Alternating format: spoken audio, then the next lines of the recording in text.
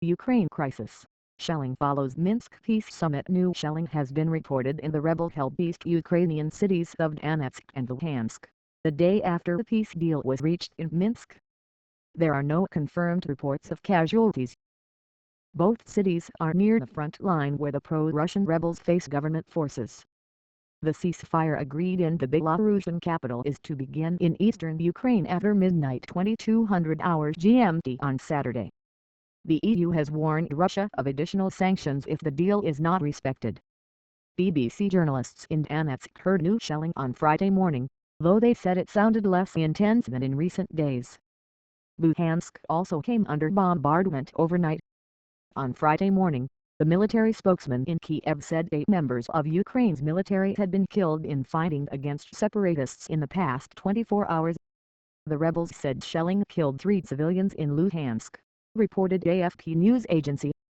Doubts remain about the peace deal, which was agreed following marathon negotiations between Russia, Ukraine, Germany and France. Pro-Russian rebels have signed the agreement, which also includes weapon withdrawals and prisoner exchanges, but key issues remain to be settled. A new round of EU asset freezes and travel bans against 19 Ukrainian separatists and Russians, in response to deadly fighting in the city of Mariupol in January, will come into effect on Monday regardless of the latest deal. But German Chancellor Angela Merkel says wider measures could be implemented if the ceasefire is not upheld.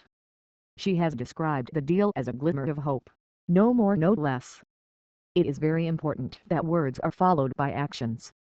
The latest agreement includes ceasefire to begin at 0 minutes and 1 second local time on February 15, 2201 GMT. February 14, heavy weapons to be withdrawn, beginning on February 16 and completed in 2 weeks. All prisoners to be released, amnesty for those involved in fighting, withdrawal of all foreign troops and weapons from Ukrainian territory, disarmament of all illegal groups. Ukraine to allow resumption of normal life in rebel areas, by lifting restrictions. Constitutional reform to enable decentralization for rebel regions by the end of 2015. Ukraine to control border with Russia if conditions met by the end of 2015. Ukrainian President Petro Poroshenko says Ukrainian and Russian military commanders will hold direct talks, including on the withdrawal of heavy armor to create the buffer zone.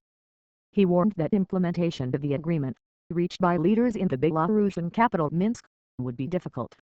Another sticking point is the disputed town of Debaltseve, a strategically key government-held town which rebels claim to have surrounded but which Ukraine refuses to surrender. Further talks will also be held on self-rule in parts of Donetsk and Luhansk separatist regions. Few in Donetsk expect a sudden and complete end to war, says the BBC's James Reynolds, who is there. Ukraine and the West accuse Russia of supplying weapons and personnel to the rebels, but Russia denies this. More than 5,400 people have been killed since the conflict began. There has been a dramatic rise in casualties in recent days, with 263 civilians killed in populated areas between January 31 and February 5.